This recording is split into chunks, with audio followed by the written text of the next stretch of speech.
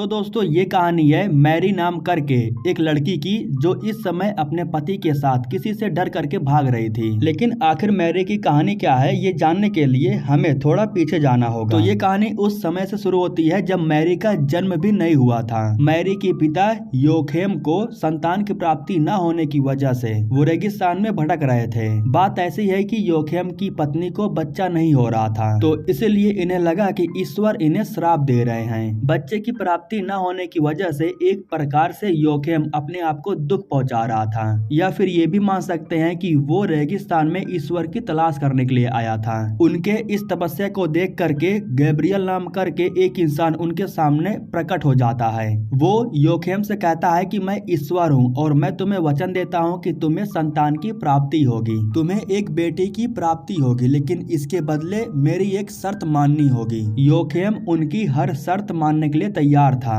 Gabriel कहता है कि बेटी की प्राप्ति होने के बाद मैं कभी भी दोबारा तुम्हारे पास आऊंगा और चाहे जब मैं आऊं उस वक्त तुम्हें अपनी बेटी को मंदिर के हवाले करना होगा। ये गैब्रियल या फिर मान सकते हैं कि ईश्वर की एक शर्त थी जिसे योखेम स्वीकार करता है। इसके बाद गैब्रियल योखेम की बीवी के सामने भी प्रकट होता है, जिसको ये लोग नीला कपड़े वाला इंसान कह रहे थे। अब जैसे कि ईश्वर ने इन्हें आशीर्वाद दिया था, इसलिए योखेम की बीवी गर्भवती हो जाती है और उन्हें गर्भवती हुए 9 महीने बीत चुके थे। अब इस बीच हमें यहूदियों के राजा हेरोड को दिखाया जाता है। राजा हेरोड अपने लोगों पर बहुत जुल्म करता है, इसी वजह से बहुत से लोग उसके खिलाफ में हैं। हालांकि हेरोड का नाम लेकर के लोग एक दूसरे को भड़काते तो हैं, लेकिन कुछ बिगाड़ नहीं पाते हैं। राजा हेरोड का जो सेनापति है उसका नाम है मार्सोलेस। वो लोगों के बीच में ही रह करके लोगों की बातें सुनता है, और जब लोग राजा हेरोड के बारे में भला बुरा बोलते हैं तो वो उन्हें बहुत पीटता है, ताकि राजा हेरोड के खिलाफ में कोई गलत शब्द ना बोले या किसी को कोई भड़काए ना। एक दिन राजा हेरोड को ये बात मालूम चल गया था कि उनकी जो महबूबा है वो अपने भाई के साथ मिल करके षड्यंत्र रच रही हैं। इसीलिए हेरोड अपनी बीवी को मार देता है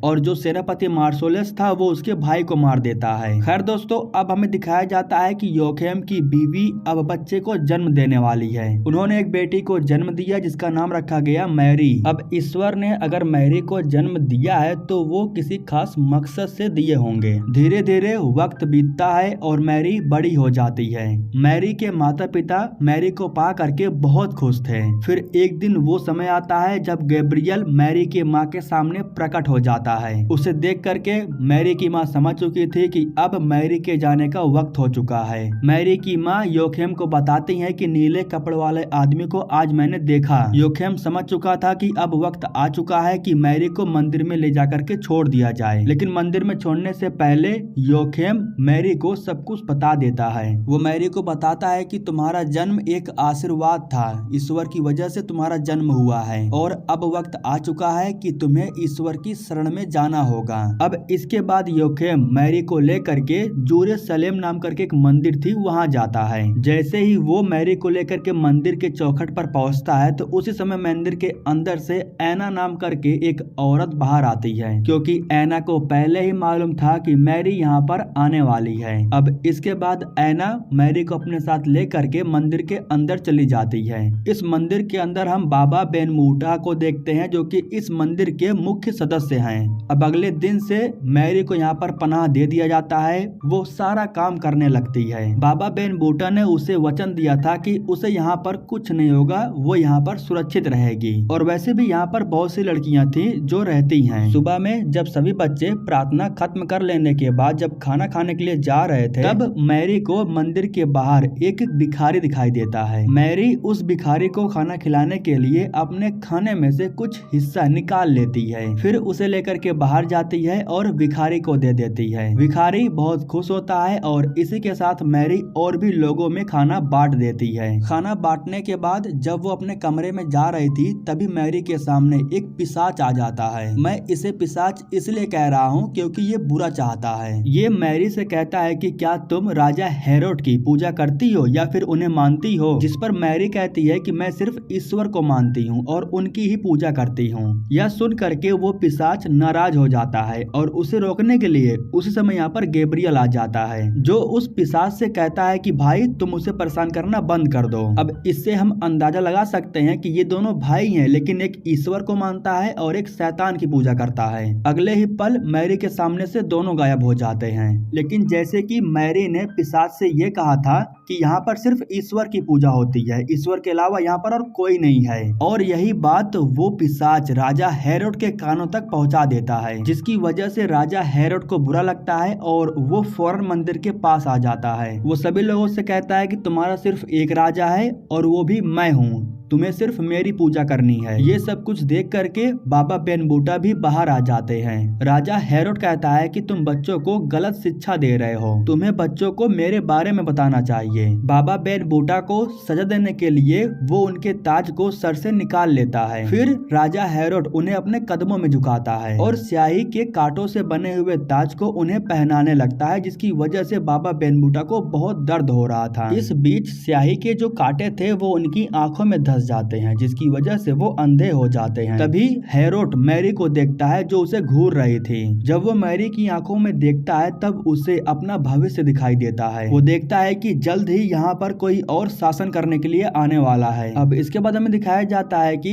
जो मैरी थी वो बाबा बेनबूटा की आंखों पर मलहम पट्टी कर रही थी। कुछ समय के बाद राजा का जो सेनापति था मार्सोलेस, वो आकर के मैरी से मिलता है। वो मैरी से कहता है कि तुमने हमारे राजा को क्या धमकी दिया। इतना कहने के बाद वो मैरी को चोट पहुंचाने वाला था, लेकिन उस समय यहाँ पर ऐना आ जाती है, जो कि सेनापति से कहती है कि ये एक आम लड़की है, ये किसी को नुकसान नहीं पहुंचा सकती है। इसके बाद जो सेनापति था वो मैरी को छोड़ करके चला जाता है। अब दोस्तों यहाँ पर सीन शिफ्ट होता है और हमें एक काम वाली जगह को दिखाया जाता है, और यहाँ पर हम जोसेफ नाम करके एक लड़के को देखते हैं, जो कि अपने दोस्तों के साथ बैठा हुआ था और उनसे कह रहा था कि हमारा राजा हम पर बहुत जुल्म कर रहा है, हमें सभी लोगों से बात करके उन्हें एकजुट करना होगा।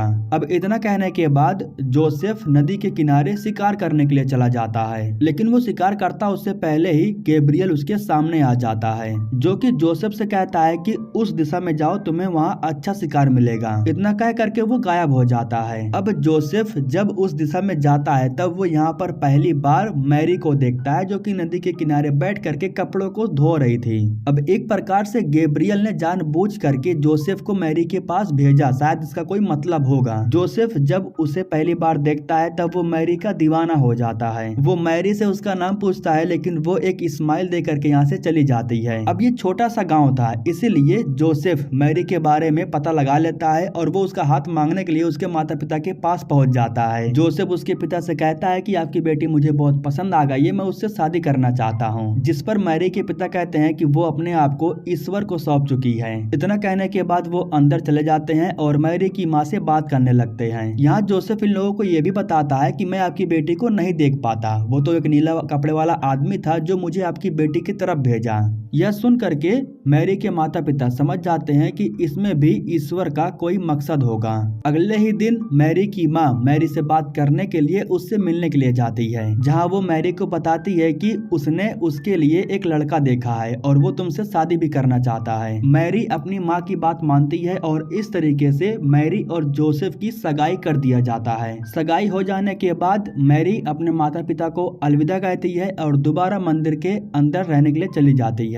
लेकिन मैरी के मन में अभी भी ढेर सारे सवाल थे। वो ईश्वर से पूछना चाहती थी कि आखिर वो ऐसा क्यों कर रहे हैं। वो पूछना चाहती है कि आखिर भगवान ने एक अनजान आदमी के साथ उसका विवाह क्यों करवाना चाहते हैं। ईश्वर से ये सब सवाल पूछते हुए वो यहीं पर लेट जाती है। फिर कुछ समय के बाद उसे इन सब बातों का जवाब देने के लिए गैब्रियल यहाँ पर आता है। गैब्रियल मैरी से कहता है कि तुम्हें एक बेटे की प्राप्ति होगी जो डेविड का नया साम्राज्य बनेगा और यहूदियों पर राज करेगा। कुछ लोग उसे चाहने वाले होंगे और कुछ विद्रोही भी होंगे। जब तुम अपने बेटे को जन्म दोगी तब आसमान में एक सितारा चमकेगा। मैरी कहती है कि अभी तक मेरी शादी भी नहीं हुई है। गैब्रियल कहता है कि ये विधि का विधान है और इतना कहने के बाद वो गायब हो जाता है। अब अगले दिन सुबह में उठने के बाद मैरी को को रात की बातें याद आती है, इसलिए वो फौरन ऐना के पास जाती है। उसको देखते ही ऐना को मालूम चल गया था कि वो गर्भवती है। वो मैरी से कहती है कि ये ईश्वर की कृपा है और ऐसी कृपा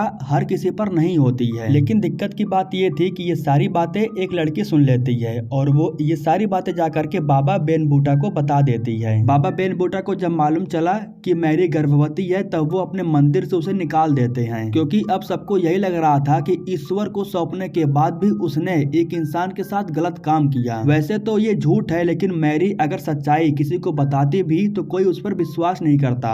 यहाँ ऐना कहती है कि बेटा घबराओ मत, ईश्वर चाहते हैं कि तुम्हारे साथ ऐसा हो। अब मैरी घर आ जाती है और अपनी माँ को बताती है कि मंदिर से उसे निकाल दिया गया है और साथ में उसे ये भी बताती है कि वो गर्भवती है। इससे उन्हें कोई आपत्ति नहीं थी, क्योंकि ईश्वर की कृपा से ही मैरी का जन्म हुआ था, ये बात उन्हें पता है। वो मैरी से कहती हैं कि घबराओ मत, तुम्हारा भी जन्म एक आशीर्वाद से ही हुआ था। मैरी कहती है कि क्या वो ये बात अपने पिता को बता सकती है, जिस पर उसकी माँ कहती है कि तुम्हें ये बात किसी को भी बताने की कोई जरूरत नहीं है। यहाँ से तुम चले जाओ मेरी बहन के पास, वो भी 6 महीने से गर्भवती है, वो तुम्हारी देखभाल करेगी। अगर कोई बिना शादी के यहाँ गर्भवती हो जाता है तो यहाँ के लोग उसे पत्थर से मारते हैं, लेकिन तुम्हारे साथ जो हुआ है अगर वो सच्चाई तुम लोगों को बताओगी तो वो तुम पर विश्वास नहीं करेंगे। अब अपनी माँ के कहने पर मैरी अगले ही दिन अपने मौसी के घर चली जाती है। उनका नाम है एलिजाबेथ और वो 6 महीने से गर्भवती हैं। मैरी के हाव भाव को देख करके वो अंदाजा लगा लेती हैं कि इस समय मैरी भी गर्भवती है। वैसे इस बात को सुन करके एलिजाबेथ थोड़ा हैरान तो होती है, लेकिन बाद में वो मैरी को बताती है कि ये ईश्वर की कृपा है। मैरी को यहाँ रहते हुए कुछ महीने बीत चुके थे और एलिजाबेथ ने भी अपने बच्चे को जन्म दे दिया था। सीन शिफ्ट होता है और हमें जोसेफ को दिखाया जाता है। यहाँ जितने भी काम करने वाले लोग थे वो जोसेफ के ऊपर हंस रहे थे, जिस पर एक आदमी जोसेफ को बताता है कि सबको मालूम चल चुका है कि तुम्हारी बीवी गर्भवती है, तुम्हारी बीवी के पेट में एक बच्चात बच्चा पल रहा है। यह सुन करके जोसेफ को गुस्सा आता है और वो उस आदमी को पीट देता है। तभी पीछे से एक आदमी आता है जो जोसेफ के सर पर मारता है, जिसकी वजह से जोसेफ नीचे गिर करके बेहोश हो जाता है। कुछ महीनों के बाद जब मैरी वापस लौट करके अपने घर आती है तब वो देखती है कि उसके जो पिता हैं वो भी उससे बहुत नाराज हैं, क्योंकि उन्हें भी मालूम चल गया था कि मैरी गर्भवती हो चुकी है। अब उसके पिता नाराज तो थे, लेकिन उसे भी पता था कि ये ईश्वर की कृपा है और उसकी बीवी के साथ में भी तो यही हुआ था। उसके पिता बताते हैं कि बाहर लोग तुम्हारे बारे में भला बुरा बोल रहे हैं, क्योंकि वे लोग सच्चाई का सामना नहीं करना चाहते हैं, वो भला बुरा ही बोलना चाहते हैं। तुम फिक्र मत करो, मैं तुम्हें कहीं दूर भेज दूंगा। तभी मैरी से बात करने के लिए जोसेफ भी आ जाता है। उसके पिता कहते हैं कि वो अपने मौसी के घर गई है और इतना कहने के बाद वो जोसेफ को यहाँ से भेज देते हैं। लेकिन जब मैरी को जोसेफ के बारे में मालूम चलता है तब वो उससे बात करने के लिए बाहर चली जाती है और फिर वो जैसे ही बाहर जाती है तो कुछ भड़के हुए लोग थे जो मैरी को देख लेते हैं और उसके पीछे पड़ जाते हैं। मैरी को पत्थर मारने के लिए ये लोग उसे घसीटते हुए लेकर के आते हैं। हालांकि यहाँ जोसेफ भी आ गया था और लोग उसके हाथों में पत्थर भी दे दिए थे। ये लोग जोसेफ को चढ़ा रहे थे ताकि वो अपनी होने वाली बीवी को पत्थर से मारे, लेकिन जोसेफ इनकी फालतू की बातों पर ध्यान नहीं देता है। वो इन सभी को डराता है और मैरी को अपने साथ लेकर के यहाँ से भाग जाता है। वो मैरी को ले जा करके एक जगह पर छुप गया था। यहाँ पर वो मैरी से कहता है कि मुझे इससे कोई आपत्ति नहीं है, अगर तुम मेरे साथ रहना चाहती हो तो मैं अभी भी तुम्हारे साथ हूँ। हम इस बच्चे को जन्म देंगे और इसे बड़ा भी करेंगे। यहाँ मैरी जोसेफ को यह भी बताती है कि उसने किसी के साथ गलत नहीं किया है, ये ईश्वर की कृपा से हुआ है। अब अगले दिन हम देखते हैं कि मैरी और जोसेफ इन दोनों की शादी करा दी जाती है। शादी कर लेने के बाद जब ये लोग घर पर आते हैं तब इन्हें मालूम चलता है कि घर का पूरा माहौल बदल चुका है। किसी ने इनके छोटे छोटे जानवरों को मार करके खून को घरों में फैला दिया है। घर पर जो महिला थी वो इन्हें बताती है कि राजा के सेनापति यहाँ पर आए थे जो मैरी को ढूंढ रहे हैं और वो कुछ समय के बाद फिर से वापस आने वाले हैं। अब सेनापति वापस आते उससे पहले ही मैरी और उसका पूरा परिवार यहाँ से निकल जाता है। उनके चले जाने के बाद जब मार्सोलेस वापस आता है तब वो महिला से पूछता है कि मैरी किस बच्चे को जन्म देने वाली है। डर की वजह से वो महिला मार्सोलेस को बता देती है कि वो एक मसीहा है जो जन्म लेने वाला है। जन्म के बाद एक आसमान में तारा चमकेगा और यहूदियों पर उसका राज होगा। सीन शिफ्ट होता है और हम देखते हैं कि जोसेफ अपनी पूरी फैमिली को लेकर के जंगल में रुक गया था क्योंकि रात हो गई थी। लेकिन जंगल में कुछ डाकू और लुटेरे थे जो रात के समय में इनके सामान को लूटने के लिए आते हैं। इनके बीच हाथापाई और मारपीट हो रही थी और इसी बीच योखेम घायल हो जाता है। एक लुटेरा था जो उसे चाकू मार देता है और और चाकू इतनी बारीकी से मारा था कि उसका बचना नामुमकिन था। अब पिता की मौत हो जाने के बाद मैरी उनका अंतिम संस्कार करती है और अब ये अकेले बचे हुए थे, तो इसलिए जोसेफ मैरी की माँ यानी कि अपनी सासू माँ से कहता है कि मैं मैरी को लेकर के बेथलेहम जा रहा हूँ, वहाँ पर मेरे परिवार रहते थे और वहाँ पर हमें कोई खतरा नहीं होगा। अब जोसेफ मैरी को लेकर के बेथलेहम में आ तो जाता है, लेकिन यहाँ पर वो देखता है कि आज बहुत भीड़ लगी हुई है। ऐसा लग रहा था कि जैसे कि कुछ खास है। मैरी की हालत खराब हो रही थी, इसलिए जोसेफ उसे एक जगह पर ला करके बैठा देता है और उससे कहता है कि मैं जा रहा हूँ रूम ढूंढने के लिए, तब तक के लिए तुम यहीं पर आराम करना। इसके बाद जोसेफ रूम ढूंढने के लिए चला जाता है। वो कईयों के दरवाजे पर जाता है, लेकिन कोई भी रूम देने के लिए तैयार नहीं हो रहा था। कोई तो बात थी जिसकी वजह से कोई भी किसी को भी रूम नहीं दे रहा था, तो इसलिए वो एक महिला से पूछ लेता है कि आखिर बात क्या है, यहाँ पर इतनी भीड़ क्यों लगी हुई है। तो वो महिला बताती है कि आज यहाँ पर एक बच्चा जन्म लेने वाला है जो कि एक मसीहा है, इसलिए यहाँ पर इतनी भीड़ लगी हुई है। इधर मैरी को तकलीफ में देख करके उसकी हेल्प करने के लिए एक महिला उसके पास आती है। वो महिला मैरी को पानी देती है, लेकिन तभी हम देखते हैं कि वो तो वही पिशाच है जो पहले भी मैरी से मिल चुका था। वो मैरी को भड़काते हुए कहता है कि आखिर तुम्हें ईश्वर कितना दुख देंगे, तुम इस बच्चे को जन्म मत दो, तुम मेरे साथ चलो। तभी मैरी बेहोश हो जाती है और पिशाच उसे लेकर के अपने साथ जाने लगता है, लेकिन उसी समय यहाँ पर जोसेफ आ जाता है और वो देख लेता है कि वो मैरी को उठा करके लेके जा रहा है। वो सैनिक के तलवार लेकर के जैसे ही उसके ऊपर हमला करने के लिए जाता है, तो उसी समय मैरी की आंख खुल जाती है। जब उसकी आंख खुली तब वो देखती है कि उसकी माँ उसके पास है, जो उसे बताती है कि जोसेफ ने ये जगह ढूंढी है। अब आज रात में ही मैरी को काफी दर्द होने लगता है, क्योंकि अब बच्चे का आने का वक्त हो गया था। यहाँ पर वो एक बच्चे को जन्म देती है जो कि लड़की थी। उसके जन्म के बाद आसमान में तारा चमकता है जिसे हर कोई देख रहा था। अब इस चमकते तारे को देख करके सभी लोगों को मालूम चल गया था कि अब वो मसीहा आ चुका है, इनका नया सम्राट आ चुका है। मैरी के बच्चे को देखने के लिए दूर दूर से लोग आते हैं और उसे आशीर्वाद देते हैं। इधर राजा हेरोड के पास भी ये खबर आ जाती है कि उस मसीहे ने जन्म ले लिया है, मतलब कि अब राजा का शासन खतरे में है। खतरे को खत्म करने के लिए राजा अपने सेनापति मार्सोलस से कहता है कि बेथलेहम में जितने भी बच्चे जन्म लिए हैं उन्हें खत्म कर दो। आदेश का पालन करते हुए मार्सोलस अपने ढेर सारे सैनिकों को लेकर के बेथलेहम पहुंचता है। यहाँ जब वो सभी बच्चों को मार रहा था तो इस बात की खबर जोसेफ के पास भी आ जाती है, तो वो अपने बच्चे और बीबी को लेकर के यहाँ से निकल जाता है। हालांकि उसके चले जाने के बाद मार्सोलस यहाँ पर आता है, जहाँ उसे मालूम चलता है कि मैरी ने उस मसीहे को यहीं पर जन्म दिया। सुबह होते होते जोसेफ अपनी बीवी और बच्चे को लेकर के काफी दूर आ गया था, जहाँ इन्हें एक घर दिखाई देता है। और तभी हम देखते हैं कि मार्सोलस भी अपने सैनिकों के साथ इनका पीछा करते हुए उस घर के पास आकर के पहुंच चुका है। अब मार्सोलस जैसे ही घर के अंदर आता है तब वो अपनी तलवार निकालता है और महिला को मार देता है। डर की वजह से वो आदमी बता देता है कि इस समय मैरी कहाँ पर है। मार्सोलस उसके ऊपर हमला करता है, लेकिन मैरी वहाँ से बाहर निकल आती है। बाहर निकल करके देखती है तो चारों तरफ आग फैली हुई थी। उस समय जब जोसेफ आता है तब मैरी अपने बच्चे को एक टोकरी में डाल करके जोसेफ को दे देती है। इसके बाद वो भी कूद करके नीचे आ जाती है। घर के अंदर जो आदमी था ना, वो मार्सोलस को रोकने की कोशिश कर रहा था, इसलिए मार्सोलस उसे जान से मार देता है और बाहर आ जाता है। वो बाहर आकर के मैरी के ऊपर हमला करने के लिए जा रहा था, लेकिन तभी जोसेफ बीच में आ जाता है और वो मार्सोलस को रोक लेता है। उसको जाल में फंसाने के बाद घोड़े पर बैठता है और अपनी बीवी बच्चे को लेकर के यहाँ से निकल जाता है। अब इस तरीके से दोस्तों सीन उसी जगह पर आकर के शिफ्ट हो जाती है जिसे हमने मूवी के शुरुआत में देखा था। तो दोस्तों ये थी मैरी की पूरी कहानी। उसके कोख से जो बच्चा जन्म लिया है अब वो यहूदियों का एक नया सम्राट बनेगा। बेथलेहम के अंदर जो वेश्याओं के बच्चे थे ना, उन सभी बच्चों को उठा करके सेनापति अपने राजा के पास लेकर के आए थे, क्योंकि राजा हेरोड उस मसीहा को अपने हाथों से मारना चाहता था, लेकिन उसे मालूम चलता है कि इनमें से कोई भी बच्चा वो मसीहा नहीं है। इधर हम देखते हैं कि मैरी जोसेफ के साथ में अपने बच्चे को लेकर के उस मंदिर पर आती है जहां वो रहती थी।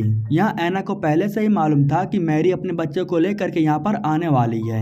अब वो बच्चे को लेकर के अंदर जाती है और उसे ईश्वर के हवाले सौंप देती है। तो ये थी दोस्तों मैरी की पूरी कहानी। इसी के साथ दोस्तों ये कहानी यहीं पर खत्म हो जाती है।